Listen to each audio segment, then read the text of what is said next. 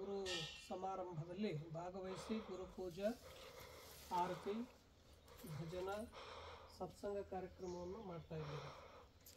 ಈ ಕಾರ್ಯಕ್ರಮಕ್ಕೆ ಅತ್ಯಂತ ಆಸ್ಥಾಭಾವದಿಂದ ಬಂದಿರುವ ನಮಗೆಲ್ಲರಿಗೂ ಪ್ರಣಾಮಗಳು. ದೀಪ ಭಾರತೀಯ ಸಂಸ್ಕೃತಿಯಲ್ಲಿ ಬಹಳಷ್ಟು ಪ್ರಧಾನವಾಗಿರುವಂಥದ್ದು. ದೀಪಕ್ಕೆ ಒಂದು ಸುಂದರವಾದ ಶ್ಲೋಕವನ್ನು ಹೇಳಿದರು. ಶುಭಂ ಕರೋತಿ ಕಲ್ಯಾಣಂ ಆರೋಗ್ಯಂ ಧನ ಸಂಪದಂ ಶತ್ರುಬುದ್ಧಿ ವಿನಾಶಾಯ ದೀಪಜ್ಯೋತಿ ನಮೋಸ್ತುತೆ. ಯಾವಾಗಲೂ ಬೆಳಗ್ಗೆ ಮತ್ತು ಸಾಯಂಕಾಲ ನಮಗೆಲ್ಲರಿಗೂ ಶುಭವನ್ನು ತರಲಿ, ಮಂಗಲವನ್ನು ನೀಡಲಿ, ಆನಂದವನ್ನು ಅನುಗ್ರಹಿಸಲಿ ಅಂತ ತಿಳ್ಕೊಂಡು ದೀಪವನ್ನು ಸ್ಮರಿಸಿ ನಾವು ದೀಪವನ್ನು ಹೊತ್ತಿಸ್ತೀವಿ, ಬೆಳಗಿಸ್ತೀವಿ. ದೀಪ ಇಲ್ಲಂದರೆ ಜೀವನಕ್ಕೆ ಬೆಲೆ ಇಲ್ಲ. ಮನೆ ಎಷ್ಟೇ ಭವ್ಯವಾಗಿದ್ರೂ ದೊಡ್ಡದಾಗಿದ್ರೂ ಮನೆಯನ್ನು ಬೆಳಗುವಂಥ ಒಂದು ದೀಪ ಬೇಕು. ಹಾಗೆ ಶರೀರದೊಳಗೆ ಬೆಳಗುವಂಥ ಒಂದು ದೀಪ ಬೇಕು. ಈ ವಿಶ್ವವೆಲ್ಲವೂ ಒಂದು ದೀಪಮಯ. ಅದಕ್ಕಾಗಿ ಭಾರತೀಯರು ದೀಪದ ಆರಾಧಕರು, ಪ್ರಕಾಶವನ್ನು ಪ್ರೀತಿಸುವವರು. ಇದು ನಮಗೆ ದೀಪ ಶುಭವನ್ನು, ಕಲ್ಯಾಣವನ್ನುಂಟು ಮಾಡುವಂಥದ್ದು. ಅಷ್ಟೇ ಅಲ್ಲ, ಈ ಕಾರ್ತೀಕ ಮಾಸದಲ್ಲಿ ವಿಷ್ಣು ಪರಮಾತ್ಮನು ಯೋಗ ನಿದ್ರೆಯಿಂದ ಹೇಳ್ತಾನ. ಆತ ಹೇಳುವ ಸಂದರ್ಭದಲ್ಲಿ ಅಲಂಕಾರಗಳನ್ನು ಮಾಡಿ ದೀಪವನ್ನು ಹೊತ್ತಿಸೋದ್ರಿಂದ ನಮ್ಮ ಆರೋಗ್ಯವನ್ನು, ಸಂಪತ್ತನ್ನು ಮತ್ತು ಕಲ್ಯಾಣವನ್ನು ಉಂಟು ಮಾಡುವಂಥ ಒಂದು ಪ್ರಧಾನ ದೇವತೆ ದೀಪ. ಅಷ್ಟೇ ಅಲ್ಲ, ಶತ್ರುಬುದ್ಧಿ ವಿನಾಶಾಯ, ನಮ್ಮೊಳಗಡೆ ಶರೀರದೊಳಗಿರುವಂಥ ಆಲಸ್ಯ, ಜಡತೆಯನ್ನು ನಿವಾರಿಸಿ ನಮ್ಮೊಳಗಿರುವ ಆಸುರಿ ಗುಣಗಳನ್ನು, ಶತ್ರುಬುದ್ಧಿಗಳನ್ನು ವಿನಾಶ ಮಾಡುವಂಥದ್ದು ದೀಪಜ್ಯೋತಿ ನಮೋಸ್ತುತೆ. ನಾನು ದೀಪವೇ, ನಾನು ನಿನಗೆ ನಮಸ್ಕರಿಸುತ್ತೇನೆ. ಈ ದೀಪವನ್ನು ಯಾರು ಈ ಕಾರ್ತೀಕ ಮಾಸದಲ್ಲಿ ಬೆಳಗಿಸ್ತಾ ಇದ್ದಾರೋ, ಹೊತ್ತಿಸ್ತಾ ಇದ್ದಾರೋ ಅವರೆಲ್ಲರಿಗೂ ಈ ಏನೇನು ಆರೋಗ್ಯ, ಸಂಪತ್ತು, ಶತ್ರುಬುದ್ಧಿ ವಿನಾಶ ಆಗ್ತವಂತ ಒಂದು ಕಡೆ ಹೇಳಿದರೆ, ಇನ್ನೊಂದು ಕಡೆ ಹೇಳ್ತಾರ ಸ್ವಪ್ರಕಾಶ ಮಹಾದೇವೋ ಸರ್ವಾಂತಸ್ತಿಮಿರಾಪಹ ಸಾ ಬಾಹ್ಯಾಭ್ಯಂತರ ಜ್ಯೋತಿರ್ದೀಪೋಯಂ ಪ್ರತಿಗೃಹತಾಂ ಓಂ ಶ್ರೀ ಸಾಂಬಾಯ ನಮಃ ದೀಪಂ ದರ್ಶಯಾಮಿ. ದೀಪವನ್ನು ದರ್ಶನ ಮಾಡಿಸುವುದರಿಂದ ಸ್ವಪ್ರಕಾಶ ಮಹಾದೇವನ ಪ್ರತಿರೂಪವಾಗಿರುವಂಥದ್ದು, ಅಂತರಂಗ ಬಹಿರಂಗವನ್ನು ಪ್ರಕಾಶಗೊಳಿಸುವಂಥದ್ದು.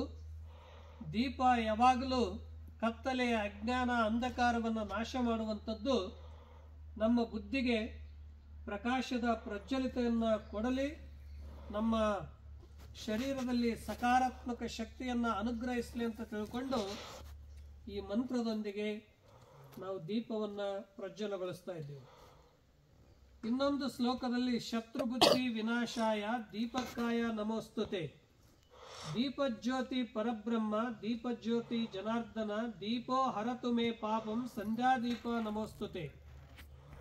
ದೀಪಕಾಯ ನಮೋಸ್ತುತೆ. ನಾನು ದೀಪಕ್ಕೆ ನಮಸ್ಕರಿಸುತ್ತೇನೆ. ದೀಪವೇ ಪರಬ್ರಹ್ಮ ಸ್ವರೂಪ, ದೀಪವೇ ವಿಷ್ಣು ಸ್ವರೂಪ, ದೀಪವೇ ಮಹಾದೇವನ ಸ್ವರೂಪ. ಇಂಥ ದೀಪವೇ ಜನಾರ್ದನನ ಸ್ವರೂಪ. ದೀಪೋ ಹರತು ಮೇ ಪಾಪಂ. ಕಾರ್ತೀಕ ಮಾಸದಲ್ಲಿ ಯಾರು ದೀಪವನ್ನು ಹಚ್ಚಿಸ್ತಾ ಇದ್ದಾರೋ, ಪ್ರಜ್ವಲಿಸ್ತಾ ಇದ್ದಾರೋ ಅವರು ಸಮಸ್ತ ಪಾಪಗಳೆಲ್ಲ ನಾಶವಾಗ್ತಿವೆ ಅಂತ ತಿಳ್ಕೊಂಡು ಪ್ರಾಚೀನ ಭಾರತೀಯ ಋಷಿಗಳು ಈ ಸ್ತೋತ್ರವನ್ನು ಹೇಳಿದರು. ಸಂಧ್ಯಾದೀಪಂ ನಮೋಸ್ತುತೆ. ಅದಕ್ಕಾಗಿ ಪಾಪಗಳನ್ನು, ದುಃಖಗಳನ್ನು, ತಾಪಗಳನ್ನು ದೂರ ಮಾಡಿ ನಮ್ಮ ಸಕಾರಾತ್ಮಕ ಊರ್ಜಾ ಶಕ್ತಿಯನ್ನು ಹೆಚ್ಚಿಸುವಂಥ ಒಂದು ದೀಪ ಬಹಳ ಪ್ರಧಾನವಾಗಿರುವಂಥದ್ದು. ಸರ್ವಜ್ಞ ಹೇಳಿದಂತೆ ಜಾತಿಹೀನನ ಮನೆಯ ಜ್ಯೋತಿ ತಾಹೀನವೇ, ಆ ಜಾತಿ ಈ ಜಾತಿ ಎನ್ನಲು ಬೇಡ, ದೇವನೊಲಿದಾತನೇ ಜಾತ ಸರ್ವಜ್ಞ. ಒಂದು ಅರಮನೆ ಇರಲಿ, ಒಂದು ಸಾಮಾನ್ಯ ಕುಟೀರ ಇರಲಿ, ದೀಪ ಅಲ್ಲಿನೂ ಬೆಳಗ್ತಿದೆ, ಇಲ್ಲನೂ ಬೆಳಗ್ತಿದೆ. ದೀಪಕ್ಕೆ ಅರಮನೆ ಕುಟೀರ ಅನ್ನುವ ಭಾವನೆ ಭೇದ ಇಲ್ಲ. ಹಾಗೆ ಸಾಮಾನ್ಯ ಮನುಷ್ಯನೇ ಇರಲಿ, ಅಸಾಮಾನ್ಯ ಮನುಷ್ಯನೇ ಇರಲಿ, ಎಲ್ಲರೊಳಗೂ ಒಂದು ದೀಪದಲ್ಲ. ಆತ್ಮದೀಪ. ಆತ್ಮದೀಪಕ್ಕೂ ಭೇದವಿಲ್ಲ. ಆತ್ಮದೀಪವು ಸದಾ ಸರ್ವರಲ್ಲಿಯೂ ಸಮಾನವಾಗಿದೆ. ವ್ಯಾವಹಾರಿಕ ದೃಷ್ಟಿಯಿಂದ ನೋಡಿದಾಗ ಬಡವ ಶ್ರೀಮಂತ, ಆಧ್ಯಾತ್ಮಿಕ ದೃಷ್ಟಿಯಿಂದ ನೋಡಿದಾಗ, ದೀಪದ ದೃಷ್ಟಿಯಿಂದ ನೋಡಿದಾಗ ಸರ್ವವೂ ಸಮಾನವಾಗಿದೆ. ಅದಕ್ಕಾಗಿ ದೀಪ ಅಂತನ್ನೋದು ಪ್ರತಿಯೊಂದು ಶುಭ ಸಮಾರಂಭಗಳಲ್ಲಿ ಮೊಟ್ಟ ಮೊದಲು ಬೆಳಗಿಸುವಂಥದ್ದು, ಪ್ರಜ್ವಲಿಸಿ ನಮ್ಮ ಕಾರ್ಯ ಯಶಸ್ವಿಯಾಗಲಿ, ನಮ್ಮ ಕಾರ್ಯಕ್ಕೆ ಯಾವುದು ವಿಘ್ನಗಳನ್ನು ಬರದಂತೆ ಪ್ರಕಾಶ ದೂರ ಸರಿಸಲಿ, ನಮ್ಮ ಮತಿಗೆ ಮಂಗಲವನ್ನು ಅನುಗ್ರಹಿಸಲಿ, ನಮ್ಮ ಜ್ಞಾನ ಪ್ರಜ್ವಲಿಸಲಿ ಅಂತನ್ನುವುದಕ್ಕಾಗಿ ದೀಪಾವಳಿ ನಂತರ, ದೀಪಾವಳಿಯಿಂದ ಹಿಡಿದುಕೊಂಡು ಕಾರ್ತಿಕ ಮಾಸದ ಕೊನೆ ನಾಳೆ ಬರುವ ಅಮಾವಾಸ್ಯದ ತನಕ ಒಂದು ತಿಂಗಳ ನಿರಂತರವಾಗಿ ತಾವು ಮನೆ ಮನೆಗಳಲ್ಲಿ ದೀಪೋತ್ಸವವನ್ನು ಆಚರಿಸ್ತಾ ಇದ್ದೀರಿ. ಒಂದು ತಿಂಗಳ ದೀಪೋತ್ಸವನ್ನ, ದೀಪಾವಳಿಯನ್ನು ಆಚರಣೆ ಮಾಡ್ತಾ ಇದ್ದೀವಿ. ಕಾರ್ತಿಕ ಮಾಸದ ದೀಪೋತ್ಸವದ ಬಹಳ ವಿಶೇಷವಾಗಿ ಇಂದು ಈ ಪವಿತ್ರ ಸ್ಥಾನದಲ್ಲಿ ಬಂದು ಗುರುಗಳ ಒಂದು ಸನ್ನಿಧಿಯಲ್ಲಿ ದೀಪೋತ್ಸವವನ್ನು ಮಾಡಿ ಪ್ರಸಾದವನ್ನು ತಾವು ಮಾಡಿ ಹೋಗ್ತಾ ಇದ್ದೀರಿ. ಅದಕ್ಕಾಗಿ ಇದು ಒಂದು ಆಧ್ಯಾತ್ಮಿಕ ವೃದ್ಧಿ, ಭಕ್ತಿ ಸಿರಿ ಸಂಪತ್ತಿನ ವೃದ್ಧಿ, ಆರೋಗ್ಯ ಆಯುಷ್ಯದ ವೃದ್ಧಿ ಆಗಿ ಮನಸ್ಸಿಗೆ ಶಾಂತಿ ಸಂತೃಪ್ತಿ ತರುವಂಥದ್ದು ಈ ಕಾರ್ತಿಕ ಮಾಸದ ದೀಪೋತ್ಸವದ ವಿಶೇಷತೆ. ಮತ್ತು ವಿಜಯದ ಪ್ರತೀಕವಾಗಿಯೂ ಕೂಡ ದೀಪ ಹಚ್ಚುತ್ತೇವೆ. ಯಾವುದೇ ಒಂದು ಶುಭ ಕಾರ್ಯಕ್ಕೆ ಹೋಗಬೇಕಾದ್ರೆ, ಯಶಸ್ವಿ ಸಿಗಬೇಕಾದ್ರೆ ದೀಪ ಹಚ್ಚಿ ನಾವು ಪ್ರಾರ್ಥನೆ ಮಾಡ್ತೀವಿ. ದೀಪ ಭಗವಂತನೆದುರಿಗೆ ಅಂತ ದೀಪದ ಮಹತ್ವ ಬಹಳ ವಿಶೇಷವಾಗಿರುವಂಥದ್ದು. ದೀಪ ಇಲ್ಲ ಅಂದ್ರೆ ಜೀವನವೇ ಇಲ್ಲ. ದೀಪ ಇದ್ದಾಗಲೇ ಜೀವನಕ್ಕೆ ಬೆಲೆ ಇದೆ, ಗೌರವಿದೆ. ಪ್ರಣತೆ ಮಣ್ಣಿಂದಾದ್ರೇನು, ಪ್ರಣತೆ ಸುವರ್ಣದ್ದಾದ್ರೇನು, ಆದ್ರೆ ದೀಪ ಮಾತ್ರ ಒಂದೇ ತರ ಬೆಳಗ್ತಿದೆ. ಇದನ್ನ ಉಪನಿಷತ್ತುಗಳಲ್ಲಿ ಹಿರಣ್ಮಯೇನ ಪಾತ್ರೇಣ ಸತ್ಯಸ್ಯಾಪಿ ಹಿತಂ ಮುಖಂ ತತ್ವಂ ಪೂಷನ್ನ ಪಾವೃಣೋ ಸತ್ಯ ಧರ್ಮಾಯ ದೃಷ್ಟೇ. ಹಿರಣ್ಮಯ ಪಾತ್ರೆ ಅದು ಇರಲಿ, ಮಣ್ಣಿನ ಪಾತ್ರೆ ಇರಲಿ, ಆದರೆ ಎರಡರ ಮಧ್ಯದಲ್ಲಿ ಬೆಳಗುವ ದೀಪ ಮಾತ್ರ ಭೇದವಿಲ್ಲ ಅಂತ ದೀಪದ ಮಹತ್ವವನ್ನು ಕುರಿತು ಕಾರ್ತಿಕ ಮಾಸದಲ್ಲಿ ವಿಶೇಷವಾಗಿ ಪ್ರಾಚೀನ ಕಾಲದಿಂದಲೂ ಆಚರಿಸ್ತಾ ಬಂದಿರುವಂಥದ್ದು. ಭಗವಂತನಿಗೆ ಏನು ಪ್ರೇಮ ಅಂತಂದ್ರೆ ಅರಳಿರುವಂಥ ಒಂದೆರಡು ಪುಷ್ಪಗಳು, ಬೆಳಗುವಂಥ ದೀಪ, ಇವೆರಡೇ ಭಗವಂತನಿಗೆ ಪ್ರಿಯ. ಹಾಗೆ ನಮ್ಮ ತಲೆಯೊಳಗೂ ಕೂಡ ಜ್ಞಾನದ ದೀಪ ಅದು ಸದಾ ಬೆಳಗ್ತಾ ಇರಬೇಕು. ಜ್ಞಾನದ ದೀಪ ಎಲ್ಲಿವರೆಗೆ ಬೆಳಗ್ತಿದೆ ಅಲ್ಲಿವರೆಗೆ ಜೀವನ ಸುಂದರವಾಗಿರ್ತದೆ.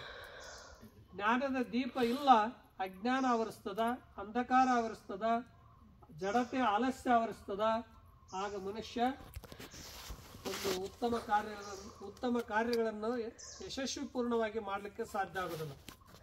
ಅದಕ್ಕಾಗಿ ಉತ್ಸಾಹಶೀಲದಿಂದ, ಒಂದು ಏಕಾಗ್ರತೆಯಿಂದ, ಒಂದು ಮಗ್ನತೆಯಿಂದ ಕಾರ್ಯ ಮಾಡಬೇಕಾಗಿತ್ತಂದ್ರೆ ಅದು ದೀಪ ನಮಗೆಲ್ಲರಿಗೂ ಸ್ಫೂರ್ತಿ, ಪ್ರೇರಣೆ, ಉತ್ಸಾಹ ಕೊಡುವಂಥದ್ದು, ಆಧ್ಯಾತ್ಮಿಕದ ಪ್ರತೀಕವಾಗಿರುವಂಥದ್ದು. ಅದಕ್ಕಾಗಿ ತಾವೆಲ್ಲ ಇಲ್ಲಿ ದೀಪೋತ್ಸವವನ್ನು ಭಗವಂತನ ಸನ್ನಿಧಿಯಲ್ಲಿ ತಾವು ಮಾಡಿ ಸಂತೋಷಪಟ್ಟೇವೆ. ದೀಪ ಹಚ್ಚಿದಾಗ ಯಾರಿಗೆ ದುಃಖ ಯಾರಿಗಾಗ್ತದೆ, ಎಲ್ಲರಿಗೂ ಸಂತೋಷ ಆಗ್ತದೆ. ದೀಪ ಅಂದ್ರೇ ಜೀವನ, ಪ್ರಕಾಶ ಅಂದ್ರೇ ಜೀವನ. ಪ್ರಕಾಶ ಇಲ್ಲ ಅಂದ್ರೆ ಜೀವನ ಇಲ್ಲ. ಅದಕ್ಕೆ ಪ್ರಕಾಶಕ್ಕೆ ಭೇದ ಇಲ್ಲ, ಪ್ರಕಾಶದಿಂದಲೇ ಎಲ್ಲವೂ ಕಾಣೋದು. ಇಂಥ ಒಂದು ದಿವ್ಯ ಪ್ರಕಾಶದ ಕಡೆಗೆ ನಮ್ಮ ಜೀವನ ಸದಾಕಾಲ ಸಾಗಲಿ. ಗುರುವಿನ ಜ್ಞಾನದ ಪ್ರಕಾಶ ನಮಗೆ ದಾರಿದೀಪವಾಗಲಿ ಮತ್ತು ಅಮೃತತ್ವದ ಜೀವನ ನಮ್ಮೆಲ್ಲರದಾಗಲಿ ಅಂತ ಈ ಕಾರ್ತಿಕ ಮಾಸದ ದೀಪಾವಳಿ ಶುಭ ಸಂದರ್ಭದಲ್ಲಿ ತಮ್ಮೆಲ್ಲರಿಗೂ ಆಶಿಸಿ, ಇನ್ನು ಒಂದು 10 ದಿನ ಜನವರಿ 2ನೇ ತಾರೀಕಿಗೆ ಈ ವರ್ಷ ಗುರುಗಳ 100 ವರ್ಷದ ಜಯಂತ್ಯೋತ್ಸವ ಶುಭ ಸಮಾರಂಭ ಕಾರ್ಯಕ್ರಮ ಇಲ್ಲಿ ನಡೀತಾ ಇದೆ. ಈ ಕಾರ್ಯಕ್ರಮದಲ್ಲಿ ಈ ಸಲ 1000 ಜನರಿಗೆ ಅನ್ನದಾಸೋಹ, 100 ಜನ ಬಡವರಿಗೆ ಬಟ್ಟೆ ದಾಸೋಹ, ಹೀಗೆ ಹಲವಾರು ಕಾರ್ಯಕ್ರಮಗಳಲ್ಲಿ ನಡೀತಾ ಇವೆ. ಆ ಕಾರ್ಯಕ್ರಮದಲ್ಲಿ ತಾವೆಲ್ಲ 100ನೇ ವರ್ಷದ ಜಯಂತ್ಯೋತ್ಸವ ಕಾರ್ಯಕ್ರಮದಲ್ಲಿ ಎಲ್ಲ ತಾವು ಭಾಗವಹಿಸೋದು. ಆ ಕಾರ್ಯಕ್ರಮವನ್ನು ಯಶಸ್ವಿ ನಾವು ಮಾಡೋಣ, ಗುರುಕೃಪೆಗೆ ಪಾತ್ರರಾಗೋಣ. ಮನುಷ್ಯನಿಗೆ ಏನೇ ಬಂದರೂ ಭಕ್ತಿ ನಿಷ್ಠೆ ಅಚಲವಾಗಿರಬೇಕು. ಭಕ್ತಿಯಲ್ಲಿ ವ್ಯವಹಾರ ಕೂಡಿತಂದ್ರೆ ಮನಸ್ಸು ಬದಲಾಗ್ತದೆ. ಭಕ್ತಿಯಲ್ಲಿ ಆಧ್ಯಾತ್ಮ ಶುದ್ಧವಾಗಿತ್ತಂದ್ರೆ ಯಾವುದೋ ಭೇದ ಭಾವನೆ ಬರೋದಿಲ್ಲ.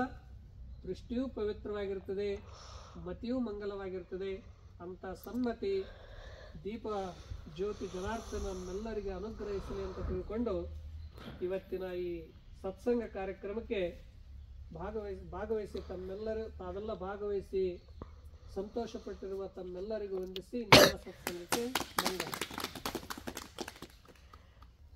ಒಂದು 7-8 ಪುಸ್ತಕಗಳಿವೆ, ಇಂಗ್ಲೀಷು, ಕನ್ನಡ ಅವೆಲ್ಲ ಆಗಿಲ್ಲ. ಅವುಗಳನ್ನು ಮಾಡಬೇಕಾಗಿದೆ. ಎಲ್ಲೆಲ್ಲಿವೆ ಸುಂದರ್ಗೆ ಹೇಳಿವಿ, ಅವೆಲ್ಲ ಪುಸ್ತಕಗಳನ್ನು ಮಾಡಬೇಕು.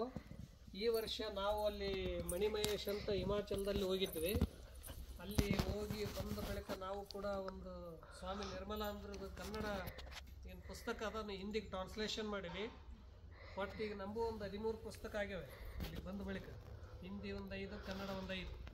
ಆ ಎಲ್ಲ ಪುಸ್ತಕಗಳು ಗುರುಗಳು ಪ್ರಧಾನವಾಗಿದಾವ. ಅವೆಲ್ಲವೂ ಪುಸ್ತಕಗಳು ಹೊರಬರಬೇಕು. ಇಲ್ಲಿ ಬಂದವರಿಗೆ ಒಂದಷ್ಟು ಜ್ಞಾನದ್ದು ಸಿಗಬೇಕು. ಜ್ಞಾನನೇ ಶಾಶ್ವತ. ಊಟ ಮಾಡಿದರೆ ಏನೋ ಒಂದು 3 ತಾಸಿಗೆ ಮತ್ತೆ ಹಸಿವಾಗ್ತದೆ. ಜ್ಞಾನ ಇತ್ತಂದ್ರೆ ಸಂತುಷ್ಟ ಇರ್ತದೆ. ಮನುಷ್ಯನಿಗೆ ಹೊಟ್ಟೆಗೆ ಅನ್ನ, ನೆತ್ತಿಗೆ ಜ್ಞಾನ, ಹೃದಯಕ್ಕೆ ಭಕ್ತಿ 3 ಇದ್ದಾಗಲೇ ಜೀವನ ಸಂತುಷ್ಟ ಆಗ್ತದೆ. ಅದಕ್ಕಾಗಿ ಅವೆಲ್ಲ ಪುಸ್ತಕಗಳನ್ನು ಹೊರತರೋಣ. ಒಬ್ಬೊಬ್ಬರು ಪುಸ್ತಕ ದಾನಿಗಳು ಮುಖಾಂತರ ಒಂದೊಂದು ಮಾಡಿಸ್ತಾ ಹೋಗೋದು. ಒಬ್ಬೊಬ್ಬರಿಗೆ ಭಕ್ತರಿಗೆ ಕೊಡೋದು. ಈ ಪುಸ್ತಕ ಒಂದು 20,000 30,000 ಬರ್ತದೆ ಖರ್ಚು. ದೊಡ್ಡ ಪುಸ್ತಕ ಇದ್ದರೆ 30-40 ರೂಪಾಯಿ ಖರ್ಚಾಗ್ತದೆ. ಅವುಗಳನ್ನೆಲ್ಲ ಈಗ ಒಂದು ಸ್ವಾಮೀಜಿಯವರು 7 ಪುಸ್ತಕಗಳಿವೆ, ಅವೆಲ್ಲ ಹೊರತರಬೇಕಾಗಿದೆ. ಮಾಡೋಣ ಅಂತ ಹೇಳಿ ಈಗ ಮಂಗಳಾರತಿ ಆದ ಮೂಲಕ ಈಗ ಮಹಾಪ್ರಸಾದ ಮಾಡಿರಿ. ಆ ಬಳಿಕ ನಾವಂತೂ ನಿಮಗೆ ಯಾವ ಕಾರ್ಯಕ್ರಮಕ್ಕೂ ನಾವೇನು ನಿಮಗೆ ಇದು ಮಾಡಲ್ಲ.